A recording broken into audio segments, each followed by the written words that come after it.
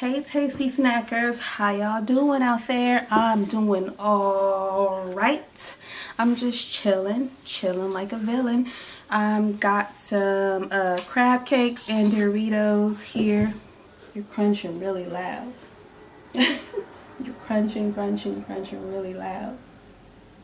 I got Doritos and crab cakes here on the menu tonight, and I got a story time for you all, so go ahead and stay tuned. Try to stay tuned for the whole video. This story time is really personal, and I had to ask myself many times, am I gonna do it? Am I gonna do it? And I decided, yes, I'm gonna do it. It's a lot of events and just a lot to the story. So yeah, like I said, I got the crab cakes on deck and I got the Doritos on deck. The type of Doritos that I'm eating are these Poppin' Jalapeno Doritos. You probably saw those at your local grocery store. And I also got some, this one is Jumpin' Jack Cheese. The white bag Doritos Jumpin' Jack Cheese. These are new to me. I'm not sure if they're new, but they're new to me. I think I saw Eat with Q eat these on one of her videos. I'm not 100% sure, but I think it was Eat with Q, and she recommended these with someone. She was doing a video with someone, I think, but I'm not 100% sure, so don't quote me on that. But yeah, that's what I got on the menu. And these crab cakes are Phillips brand. I cheated. I didn't make them from scratch. I cheated. I got the Phillips brand. The only thing differently that I did was I added some garlic powder and garlic salt and some flour. And I fried it up in a little bit of vegetable oil.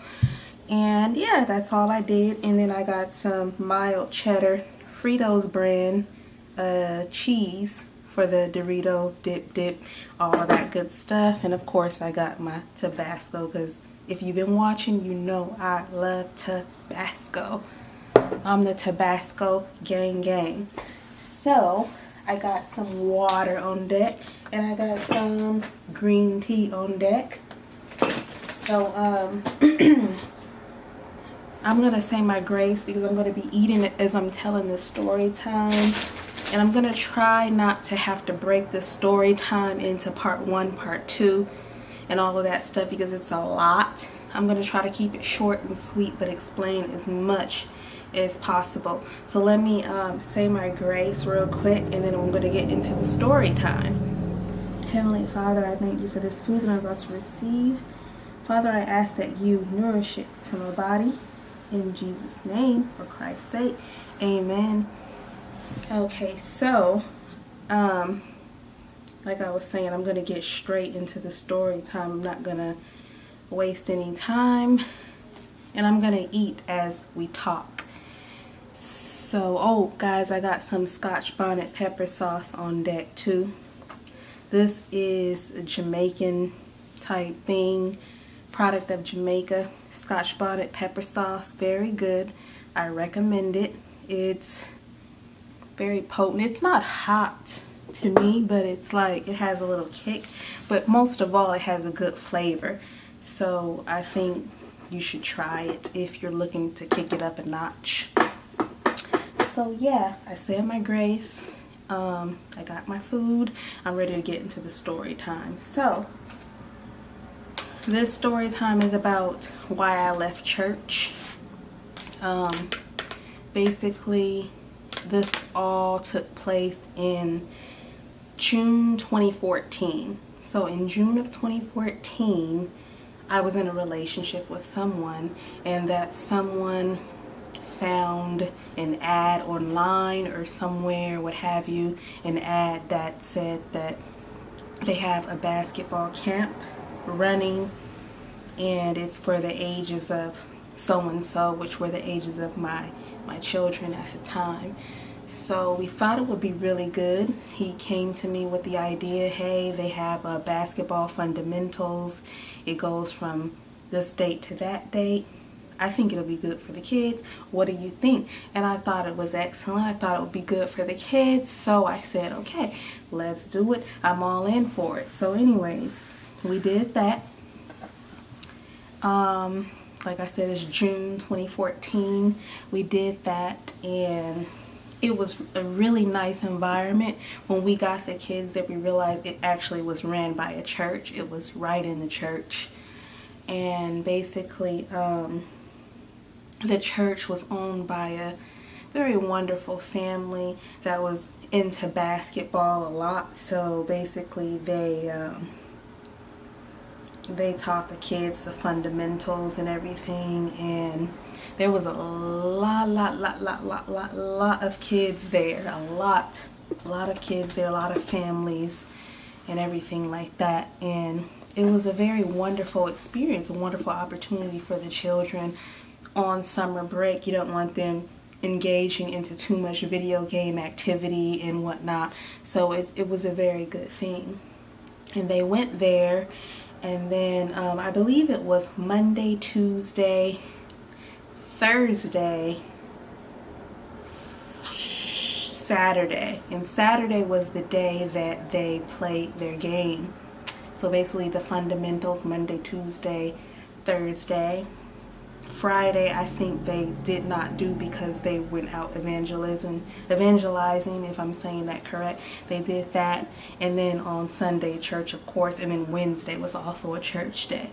So they did the basketball camp Monday, Tuesday, Thursday, Saturday. Saturday was that put all your skills that we've been teaching you to the test, and yeah, win that game. So that was very cool, watching the kids be competitive, getting there and just do them, you know. It was very nice. It was a very nice experience. So some of the parents, when they dropped their kids off to the basketball camp, they would leave for a couple of hours and come back at the end and pick up their kids. Some of the parents would sit in the chairs that they provided and watch the kids engage in the fundamentals. Now, at the very beginning, we stayed because we felt like it was the best thing to do. We didn't know anything really about the church and all of that and the people running it, so we decided to stay. So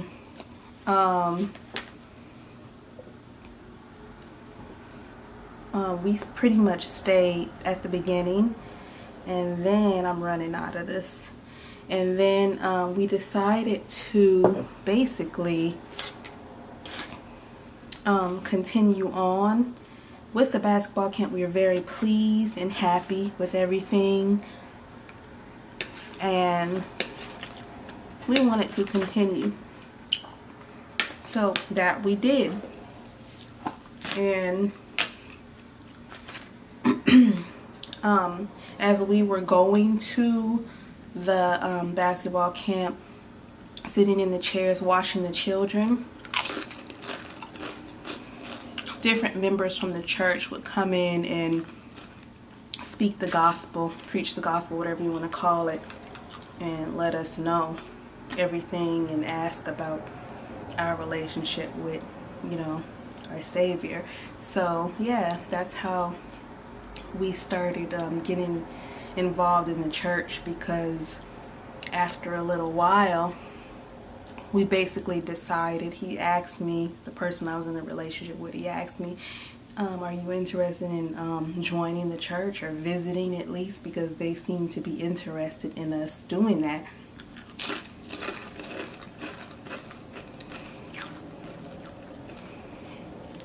And I explained to him, ooh, I just spit a little bit, sorry. I explained to him, I said, I'm not opposed against that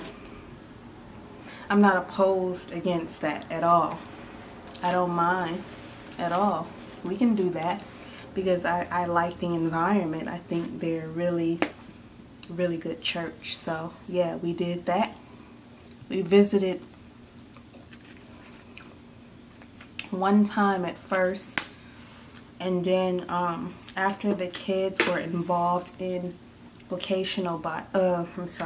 after the kids were involved in basketball fundamentals, it transitioned into, okay, now we're running a Bible school, Bible study for the kids. So that ran between like August for like a week or two. I think it was a week. They ran the Bible school, and we put the kids into that because we thought it was a very good environment, which it was. And they're very serious about teaching the kids about Jesus and everything else. And I thought that was important because me, myself, I was interested in knowing about Jesus and serving Jesus. So they got into that. And I started talking to the pastor's wife a lot, and we got really close. So basically, like I told you before, a lot of people, a lot of parents would show up, drop their child off or drop their children off, and then they'll leave. Like I said, we weren't comfortable at first doing that, and we did not leave. But by the time we got to the Bible study or Bible school, we were a little comfortable, so we left twice. And then by that third time, I stayed, and it was early in the morning. I didn't even have a reason for staying, and I know it was no coincidence. Jesus was calling me. Jesus was directing me. He knew what he wanted to do. He knew I needed him. So he made me stay for a reason, and we're going to get into that. But basically, I stayed. These are very good, by the way. This is my first time trying them. They're very good. I would recommend it. But you gotta have hot sauce. Valentina in particular. I didn't have any Valentina, so I gotta go with what I got. So yeah, I was standing up at first, just standing there. Didn't know why.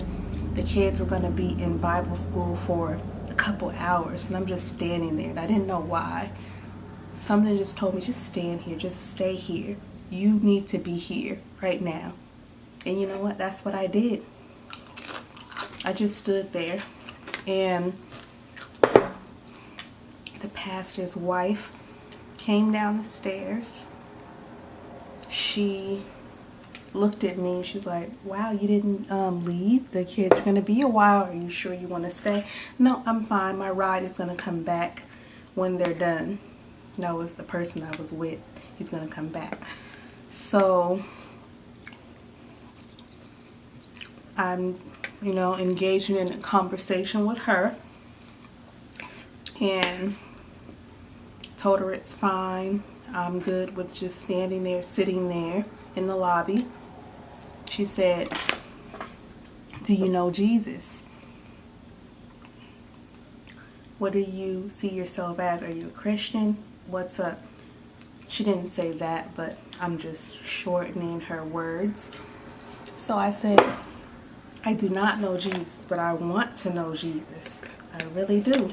Like, I said it with a passion. Like, I really wanted to know Jesus. And she said, oh, that's wonderful. That's beautiful. Come into my office. So I went into her office, and I started talking to her. And basically she telling me about how she first came to Jesus, telling me about her story and whatnot. And I was telling her how about when I was 16, I called out to Jesus, and I did not know Jesus or anything, but I knew there was a God, and I called out to him, and I felt his presence, and I cried, and I told her a lot of personal stuff. And I told her I didn't grow up in a household that really served Jesus or taught me about Jesus or whatever. And that's true. We went to church a handful of times, but not a lot.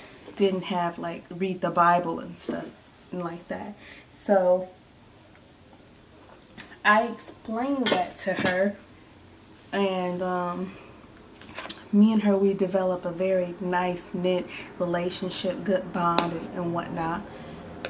And it was a wonderful conversation.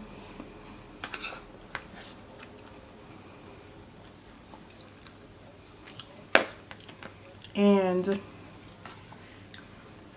we would just continue to talk. And then basically she said, hey, I want to pray with you. I want to pray with you because I know that you want to give your heart to the Lord and this and that. And I didn't know what she was talking about at the time. Now I understand it, but at the time I did not know. What do you mean I want to give my heart to the Lord? What does that mean?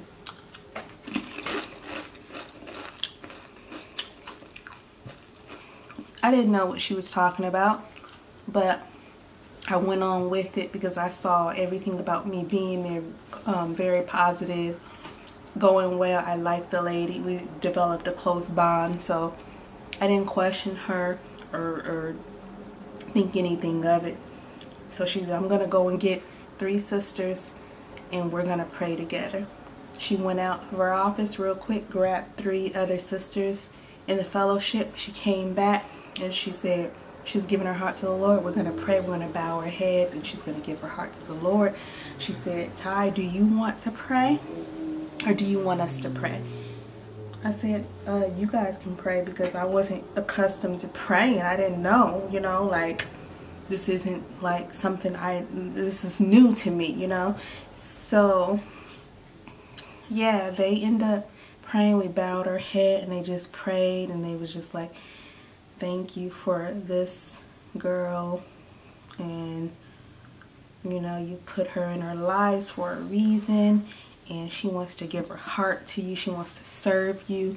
She wants to make it to the kingdom of heaven. Along those lines, we prayed, and I didn't know what to think about it, because I wasn't raised in that environment and I did not really know Jesus, but I knew that I wanted to know, so I was very happy with what was going on, So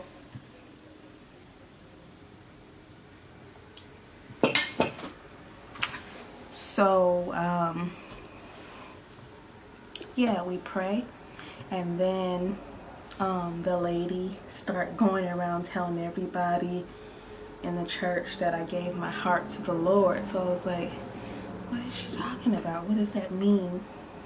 She gave her heart to the Lord. She's a Christian now. She's born again. So I'm like, I don't know what that means. What is this lady talking about?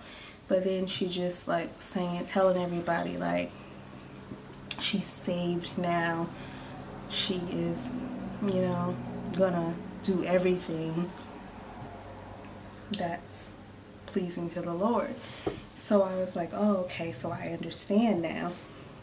So basically, me and the person that I was with, we visit the church a few times. So we go there, we fellowship with the people and everything, and the person that I was with, he really wasn't interested. It was clear that he wasn't interested. He did not want to be there, and he wasn't really let's just say he wasn't really a true believer in the Lord, because he was reading a lot of things instead of the Bible. He was reading a lot of things like the dark side of the Bible, this, that, and the other. So they were really alarmed by that and offended by that, and they didn't want to have anything to do with him, and they were more gravitating towards me and not him. So we went to the church a few times, and then he stated that he didn't want to go there because he didn't like their style of how they talk to you, and they want to just really get you to join their church and this and that. That's how he felt at the time. And I disagreed, and I wanted to be there. And I really did appreciate and like how they had like the very close knit, and they were like just a big family, and they were there for each other, supporting each other. I admired that stuff because I don't have a family. I don't have like a big family. I just have my kids, and I just really admired that. And me and this person that I was in a relationship with at the time, we weren't vibing.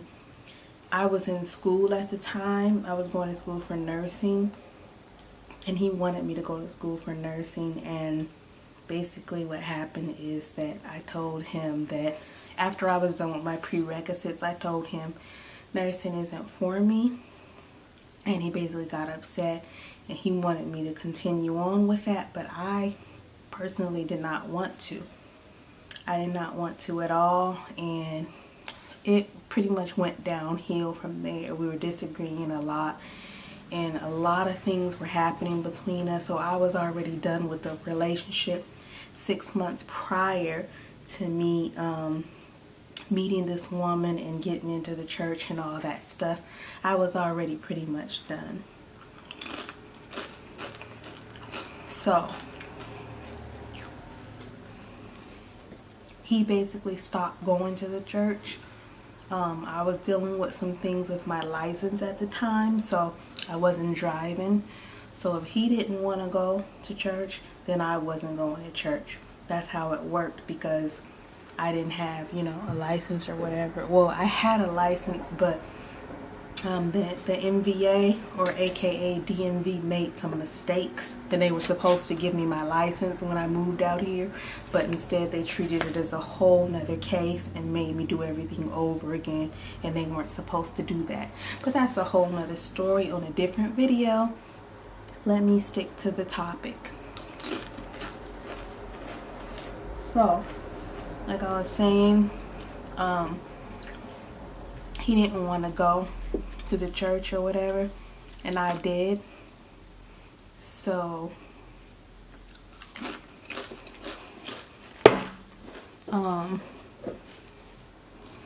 we disagreed a little bit there too, because I wanted to be there and he did not.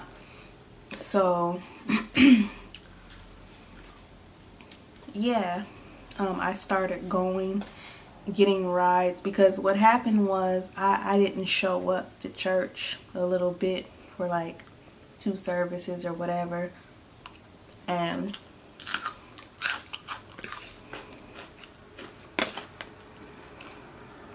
basically the lady had called me and was like, hey, you haven't been at church, what's going on? And I explained to her the situation. He doesn't really want to go every Sunday and every Wednesday. He says Sunday is good, but only a couple of times a month, maybe once or twice a month. She's like, no, you're a Christian, you've been born again, you need to be here every Wednesday and every Sunday. And I'm like, I would like to. At the time, and there was no problem, I was fine with doing that. I wasn't really doing anything else, so I was fine with doing that. I just wanted to be in Jesus, because I acknowledged that I needed Jesus at the time, I mean, I still do need Jesus, don't we all? But at the time, I was in a very deep, dark place. I needed Jesus for sure,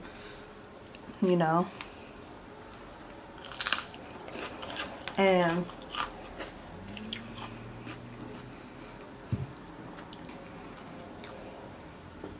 she said, just because he's not coming to church doesn't mean you don't need to come to church. You need to be at church. He doesn't want to bring you. We have sisters and brothers in the Lord that can pick you up. She said sisters. I'm sorry, I said sisters and brothers. She said sisters in the Lord that will pick you up. So I say, okay, wonderful. She dropped a few people's names that I keep spitting. She dropped a few people's names that I can reach out to get a ride. And I reached out to them and I asked, come pick me up. I want to go to church. I was in church every Wednesday, every Sunday, even on Mondays and Tuesdays and Thursdays, helping out or just going to pray or things like that, I was really dedicated to the church. I really was. So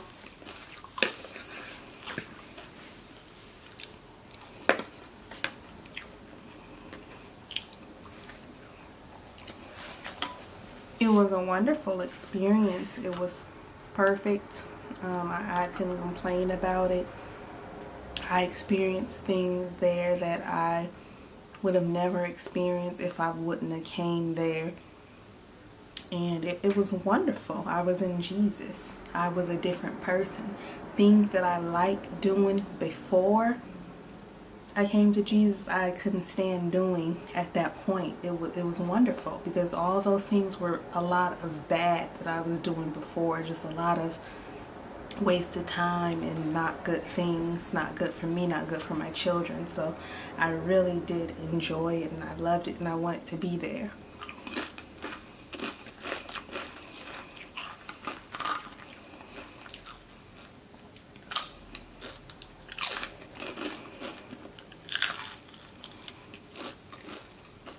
So I was faithfully going and everything, and then it didn't take long. One day, the pastor and his wife approaches me and say, "Hey, Ty, I want to talk to you. A little bit of cancer for you. I would love to talk to you. Are you available?" So we go and talk one day after service in the pastor's office with the wife in there. And he goes, "Well, what is your relationship between you and this gentleman you're living with?" That's what I wanted to talk to you about. And I was like, "Well, that's my boyfriend." You know, because it was. He was like, "Oh, so you guys are sleeping in the same bed?" I'm like, "Yeah, that's my boyfriend." Mind you, I've heard about this before, that it's a sin to sleep with, or it's not even sleep with, just live with someone that's not your husband.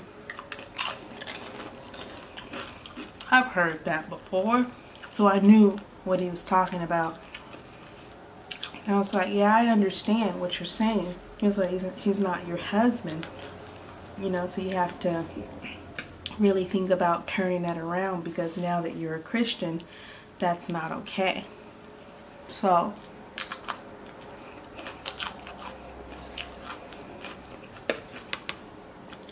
I agreed with that, and I said, you know what, he's right. That's not pleasing to the Lord. That's not godly for me to do. I need to fix it. Well, I didn't say I need to fix it at first, but they said you need to fix it. And they talked me into fixing it. And I was like, you know, if that's more pleasing to the Lord, I'm willing to do whatever it takes. And I did it. And I was completely comfortable with it because, like I said, our relationship was already done. It already had ended. I was already fed up and ready to go because from a lot of things, you know. Sometimes when you're in a relationship with somebody, you can take little things that go on because you feel like they have a lot of other qualities that can replace what it is you're not feeling good about. But in this case, it was done. There was no more. So the church, the pastor ended up convincing me that I need to get away from there because it's sinful for me to be living with that individual, and that's not my husband. So I end up agreeing to that and doing that. And he's like, "Well, you need somewhere to go. You need a place to stay. We're going to work on that for you, and we're going to get you somewhere to stay as soon as possible." So I'm going to pause for a minute because my camera's about to turn off. So let me pause for you all for a minute and I will be back. Alright, so my camera turned off. I'm back. I got one little more bite of crab cake. Not much, but yeah. Doritos all gone. I got some more in the bag though, but I want to get into the story time because I don't want it to be a part 2. If it has to, it has to, but I'd rather it not be. So anywho, they said I need to get out of the relationship ASAP because the person I'm with is not my husband. I'm living there and it's a sin, basically is what they said. So I basically end up needing somewhere to go, me and my children, because we were living with him. And I was low-key embarrassed because the pastor ended up making an announcement in service, in the sermon, that there is a young family, a young lady, single mom. She needs somewhere to stay. That wasn't his exact words, but I'm shortening it up to my style. She needs somewhere to stay. If you're willing to open up your home and whatnot. So yeah, that was a little embarrassing, but I quickly got over it. It was the truth, you know. So it was probably like a week or two that went by. I was faithfully going to church and everything like that. A week or two went by and the pastor's wife approached me and she goes, we have a place for you to stay. And I'm like, oh really, that's wonderful. And she's like, yeah, me and pastor is ready to take you in. You can stay with us. We're an empty nest now. All of our kids, mind you, they have 4 kids, all of our kids are moved out. So I'm like, oh great, that's wonderful. So it wasn't long before I ended up moving in with the pastor and the wife. So I thought it was the pastor and the wife. But the first night that I got there, their youngest son was there.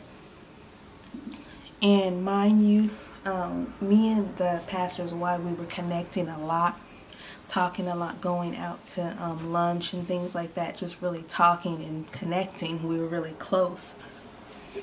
She liked me, I liked her. We both just really adored each other. You could tell, and everybody else knew that. They could tell our relationship. We were very close.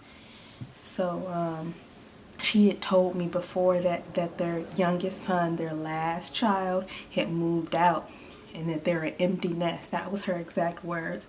Our baby, our last child, he's 26. He moved out finally, so it's bittersweet. We're an empty nest now. So when I moved in that first night and I saw him there in the kitchen packing his lunch for work, I'm like, oh, he's here, he lives here, or he's just, you know, she's like, yes, he lives here.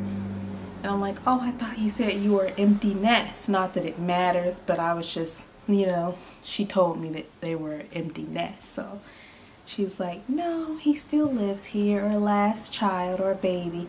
So I'm like, oh, okay. So, this whole story that I'm telling you guys is basically because people say that this is not a church, this is a cult. And that's why this is a story time. And it's been known all around for this to be a possible cult, not a church. They function as a cult, but they are a church. So that's where this is leading up to. So basically it was no big deal. The son was there, I was there, my 2 children was there, the pastor and the wife was there. They had 2 extra rooms because their other children basically, you know, they were grown, they got married, so they moved on into the world. And this youngest son, he was not married, you know, he was still 26 and all that good stuff. So, life goes on. It's pretty sweet in Jesus. I'm growing in Jesus. I'm loving the teaching, all the fellowship I'm getting from my brothers and sisters. Everything seems very well. I was just very uneducated about Jesus and everything else and did not know. Never been in a church, engaged in a church like I was engaged in that church. Never had any fellowship or a pastor or anything. No knowledge whatsoever. So this was all new to me, and I was very vulnerable and easy to really just teach pretty much because it was new to me. So basically, time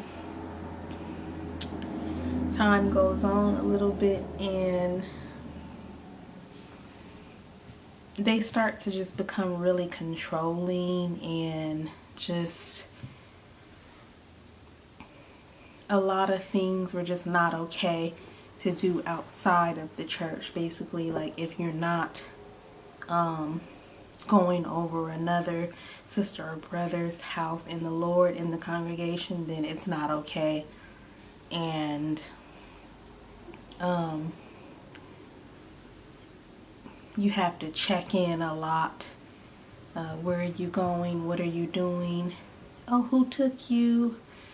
How are you going to get there? It just always has to be from someone in the congregation who you're going to hang out with, or who's going to take you here or there. And I just felt like that was very odd, but I really didn't really see a red flag of it. So I ended up getting a little small job after being there for some time. And the job, it wasn't paying a lot, but it was better than nothing, you know? So, it was really weird though being there, because like I said, they were behaving as a cult and stuff, and it was obvious that they arranged marriages there. So I felt like they were trying to arrange a marriage with me and the son. So basically, the way she would set up the dinner plates was very odd to me and uncomfortable, because she'd have her and her husband sitting across from each other, and then my 2 children sit across from each other, and then me and the son sit across from each other. And then she would just make comments like, yeah, I made everyone's plate. You go ahead and sit right next to, you know, I'm not going to say his name, but you go ahead and sit right next to him and everything. And I'm just like, oh, okay. Not sit right next, but sit right across. So I'm like, this is very odd and uncomfortable, because I don't want to sit across from you at the dinner table if we're not on that level. Meaning we weren't on that level. So it was very uncomfortable. She tried to do it again several times before, but I shut it down. I'm like, yeah, my son Nasir, he's gonna sit right there across from your son, and then me and Naima, we're gonna sit across from each other. He's like, oh, okay, whatever you like. So I'm like, yes, thank you. So things continue to happen to just let me know that, okay, something's going on here, because she basically was like, I have one more son that's not married. My other 2 sons are married, and this one, he's single. We just pray that he can find a wife. He needs a wife. Pray that he finds a wife that's in Jesus. And oh my goodness, I see you here, and I think about who my son is going to marry, and I'm just, oh my goodness. And she looks up into the air, and I'm just like, okay, why is she telling me this? And then she would also do other little things, like I would cook my 2 children some food, and then she would go ahead and look at the clock. Oh, he's about to come home. She'll fix some food on the plate, and when he walks in the door, she says, ah, look what she fixed for you. It's your dinner. Have a seat. Taste it. You're gonna love it. She made it for you. So that was just a red flag, but I ignored it because I felt like I'm in Jesus. There's nothing better than me being in Jesus. So I ignored all those signs. I continue to go to the church and everything, and different things pop up, like the tithe and offerings. I wasn't working a very good job. It was just a very low paying job. It was something better than nothing. So there will be some times where they want me to contribute into bringing some food for pastors and deacons meetings, or foods for home fellowship group, which would be once a month, different things like that. plus they say you pay tithe and offering. And I'm like, well, how am I going to pay my tithe and offering when you want me to purchase this for home fellowship group plus do this for pastors and deacons meeting this month? I don't have the money. I have 2 children. I'm a single parent. I'm doing it on my own right now. The Father is not helping me. So what do you expect me to do? It's like, oh, pray. The Lord is always going to provide. Still give your tithe. Even if you don't have anything left over. You're saying you don't have anything left over, but you give still. And I thought that was just really, I didn't really agree with that. Maybe I'm wrong. You may agree. You may feel that I should still give because the Lord is going to provide.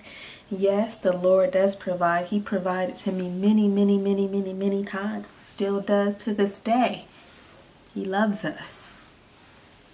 But at the time, I just didn't feel like that was right of what was going on. He still told me to do the tithe and the offering, and that's 10% the tithe, and then 5% building fund, and then whatever I have on my heart to just give. So that was nothing left. Oh, and I need gas because I got to get to work, got to get my kids to different people's houses for them to be watched and then brought to school. And it was a lot, guys. It was a lot. So it was pretty obvious to me they were very controlling because I had a friend that did not go to the church. Was my friend for a very long time, married couple with kids. I would, was friends with the wife mainly, and I would go over to their house. The husband would be mainly at work, but I would go over to her house and, just kick it. And we would cook. She would either cook something or I would cook something or bring something, and then the kids would vibe and play or whatnot. So she wasn't in the church, so basically I got told off because I was going over her house. And they're like, is she in the fellowship? Is she in the congregation? I'm like, no, she's not a Christian. You shouldn't be going over there. So I'm like, just because someone's not in the congregation, does that make them not a Christian?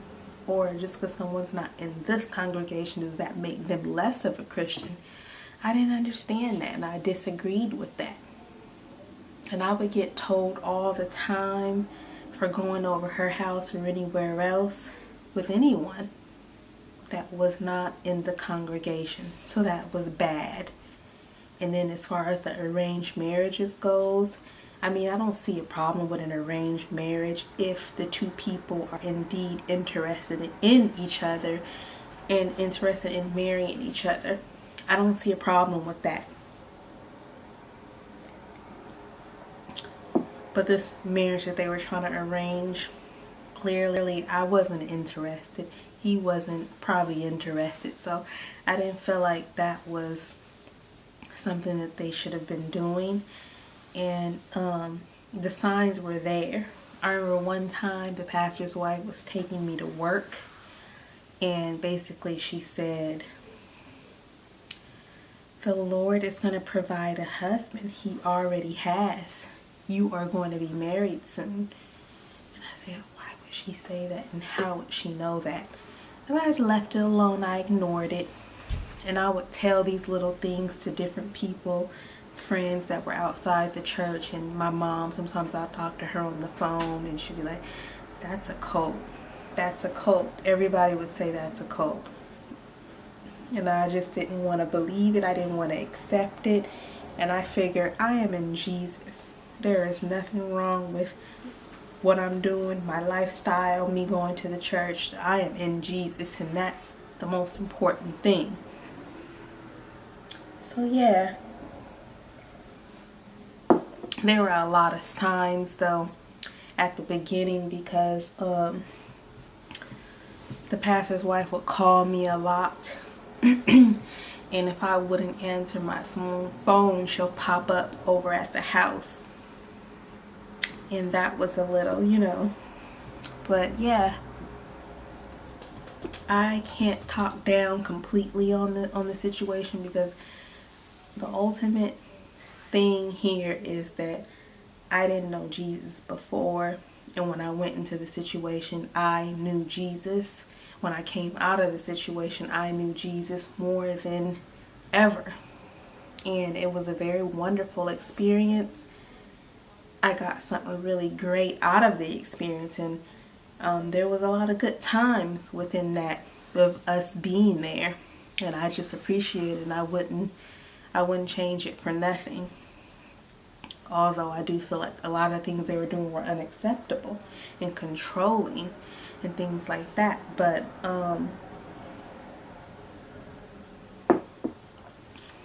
yeah, it was so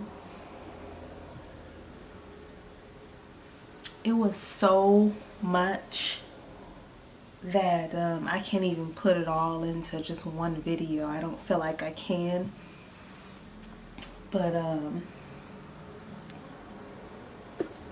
I really wanted to share this story with you all. Cults are a real thing out there that's going on, I feel like, and I feel like when you see signs, don't ignore them. But I also feel like if it's something that has to do with Jesus, and you feel like Jesus is really in your life and controlling a lot of things that go on in your life, then just let him do that. Trust him, because it took me a lot to finally realize what people were talking about when they said you have to develop your own personal relationship with Jesus. And I'm like, what are they talking about? But after being there and dealing with all that stuff from those people, them controlling me, I realized, okay, I'm going to pray to Jesus, ask him, what do you want me to do? You want me to stay here? Should I go? Is it still? Because it got to the point where they were bringing me down and not building me up.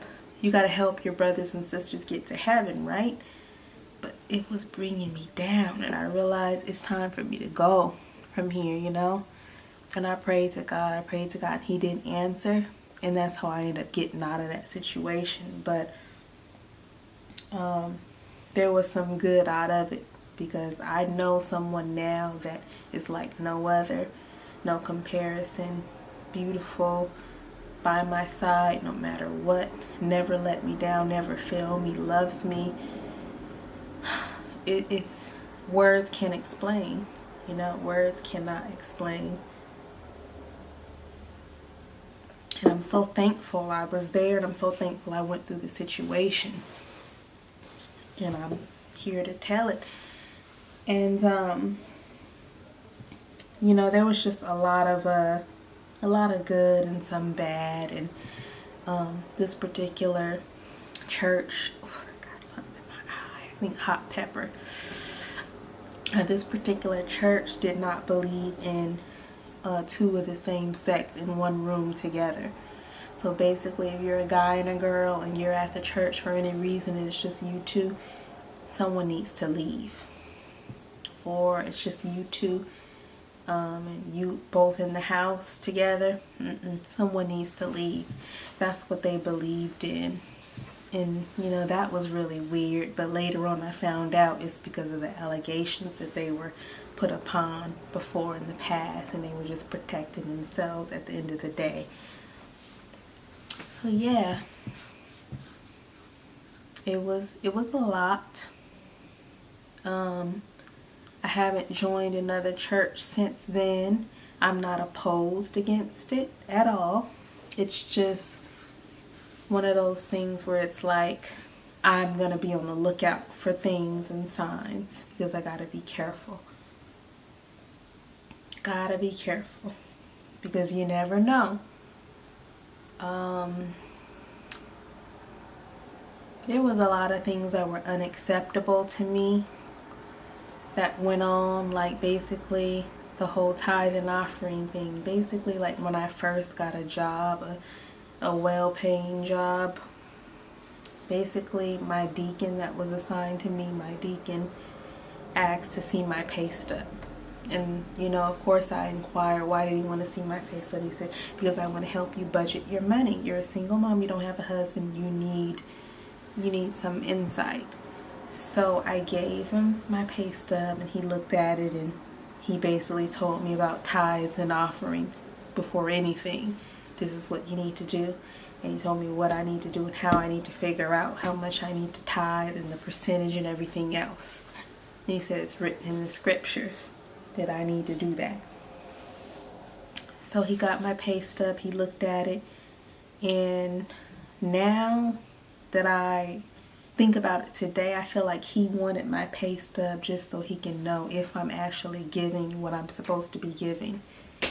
I could be wrong, but that's what I think.